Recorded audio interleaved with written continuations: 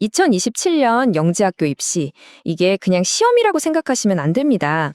정부 정책이 바뀌고 또 새로운 학교까지 생겨나면서 이건 뭐 거의 복잡한 전략 게임이 됐거든요. 그래서 오늘은 이 광주과학고랑 대구과학고 이 두 학교 입시를 아주 속속들이 파헤쳐서 여러분 각자에게 딱 맞는 그런 필승 전략을 한번 찾아보려고 합니다. 오늘 우리가 함께 그려볼 2027년 영재학교 입시 지형도입니다. 총 6단계로 나누어서 차근차근 살펴볼 테니까요. 자, 그럼 첫 발을 내디뎌 볼까요? 첫 번째, 바로 변화하는 입시 지형입니다.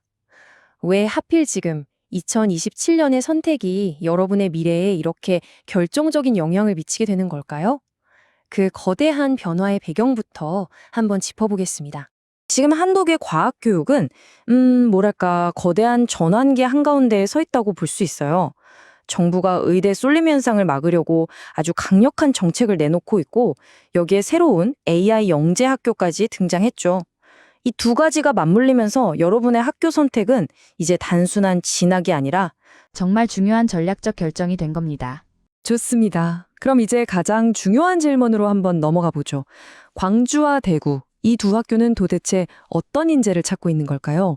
두 학교가 가진 서로 다른 교육 철학을 깊숙이 들여다보겠습니다. 먼저 광주과학고는요, 이원화된 선발 구조라는 독특한 방식을 택했어요. 모집 정원의 딱 절반, 그러니까 45명을 오직 광주 지역 학생들하고만 경쟁하는 별도 트랙으로 뽑는 거죠. 이건 사실상 지역 인재를 위한 보호 시장을 만들어서 치열한 전국 단위 경쟁에서 살짝 비켜나게 해주는 거라고 볼 수 있습니다. 반면에 대구과학고는 통합형 우선 선발 모델을 씁니다. 여긴 모든 지원자가 일단 한데 섞여서 경쟁을 해요. 대신 그중에서 성적이 아주 뛰어난 지역 학생 44명에게 합격 우선권을 주는 방식이죠. 근데 이게 무조건 보장되는 쿼터는 아니고요. 일정 수준을 넘어야만 주어지는 말 그대로 성과 기반의 혜택인 셈입니다. 지금 보시는 이 표, 이걸 보면 두 학교의 차이가 정말 한눈에 들어오죠. 광주과학고는 뭐랄까 지역 인재를 위해서 단단한 성벽을 쌓아주는 느낌이고 대구과학고는 일단 같은 경기장에서 다 같이 뛰기는 하는데 우리 지역 학생은 좀 더 앞에서 출발해 하고 우선권을 주는 식이에요. 여러분이 보시기엔 어떤 방식이 더 끌리시나요? 흥미롭죠? 자, 이제 본격적인 관문으로 들어가 보겠습니다. 바로 3단계 전형인데요. 서류부터 캠프까지 각 단계에서 두 학교는 과연 무엇을 그리고 어떻게 평가하는지 하나하나 뜯어보겠습니다. 전형 과정은 서류 평가, 지필 평가, 그리고 캠프 평가 이렇게 3단계로 똑같이 진행됩니다. 그런데요, 각 단계에 두는 무게감이라던가 평가의 초점은 완전히 달라요.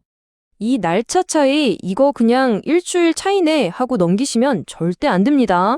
광주가 대구보다 일주일 먼저 2단계 합격자를 발표하잖아요.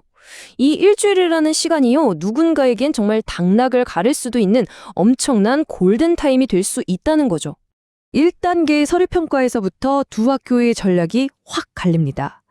광주과학고는 우리 일단 최대한 많은 학생들에게 2단계 시험 볼 기회를 주자, 이런 개방형 선발 느낌이 강하고요.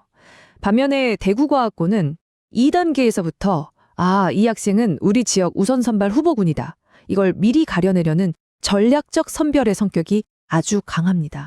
2단계 지필 평가는 사실상 당락을 결정하는 가장 중요한 관문이라고 할 수 있죠.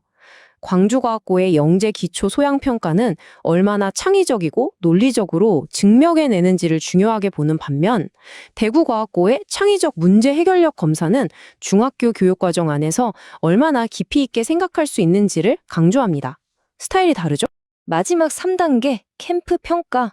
여기서 광주과학고는 지원자가 제출한 서류, 특히 탐구 활동이 진짜인지 얼마나 깊이 있게 했는지를 심층 면접으로 아주 집요하게 파고듭니다. 반면에 대구과학고는 조별 활동을 시켜보면서 이 학생의 인성이나 팀워크, 소통 능력 같은 자질들을 더 중요하게 관찰하는 경향이 있어요. 자, 이제 많은 분들이 제일 궁금해하시는 경쟁률 얘기를 해볼 시간입니다. 근데요, 단순히 숫자만 비교하는 건 별 의미가 없어요.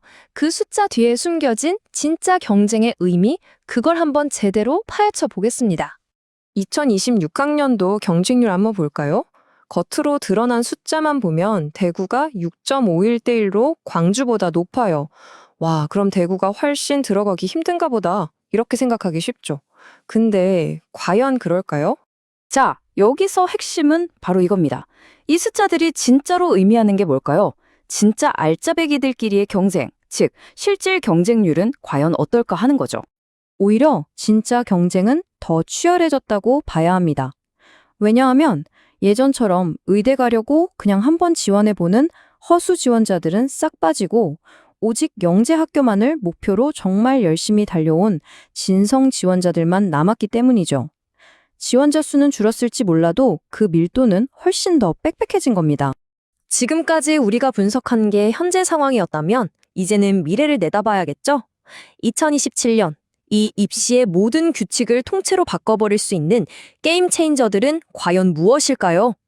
2027년에는 정말 큰 변화 3가지가 예고되어 있습니다. 첫째, 광주랑 충북에 AI 영재학교가 새로 생기면서 최상위권 학생들이 분산될 거고요. 둘째, 시험에 정보 과목이나 컴퓨팅 사고력 테스트가 도입될 가능성이 아주 높습니다. 그리고 마지막으로 서울대학교가 첨단학과 정원을 늘리면서 이공계 최상위권 학생들에게 완전히 새로운 목표가 생긴 거죠. 이 모든 게 입시판 전체를 뒤흔들 겁니다. 자, 그럼 지금까지의 이 모든 분석을 바탕으로 해서 이제 여러분이 사는 지역에 딱 맞춘 구체적이고 바로 실행 가능한 합격 전략 로드맵을 제시해 드리겠습니다. 먼저 광주 학생들을 위한 전략입니다. 여러분의 목표는 명확해요. 광주과학고의 지역인재 전형이라는 그 견고한 요새를 공략하는 겁니다.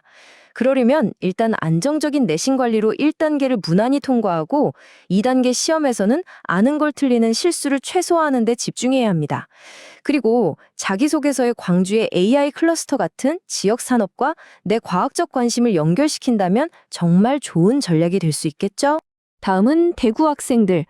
여러분의 미션은 대구과학고의 우선 선발 자리를 따내는 겁니다. 그러려면 2단계 시험, 특히 심화수학에서 다른 지원자들을 압도할 만한 점수를 받아야만 해요. 그리고 3단계 캠프를 대비해서 미리부터 리더십이나 실험 설계 능력을 키워두는 것도 아주 중요합니다. 마지막으로 그 외 지역 학생들이죠. 여러분은 그야말로 레드오션에서 살아남아야 합니다. 몇 안 되는 지역 쿼터에 기대지 말고 처음부터 전국 단위 경쟁에서 이기는 것을 목표로 삼아야 해요. 그러려면 압도적인 학업 실력은 그냥 기본이고요. 자기소개서에서 와, 이런 생각을 했다고 하는 누구도 따라할 수 없는 독창적인 연구 주제로 자신을 확실하게 보여줘야 합니다. 결국 이 모든 입시 전략의 마지막 퍼즐은 진정성입니다. 제도가 아무리 바뀌고 복잡해져도 세상을 향한 여러분의 순수한 호기심 그리고 탐구 자체의 즐거움은 절대 변하지 않잖아요. 바로 그 열정이야말로 여러분을 합격으로 이끌 가장 강력하고 최종적인 무기라는 사실 절대로 잊지 마십시오.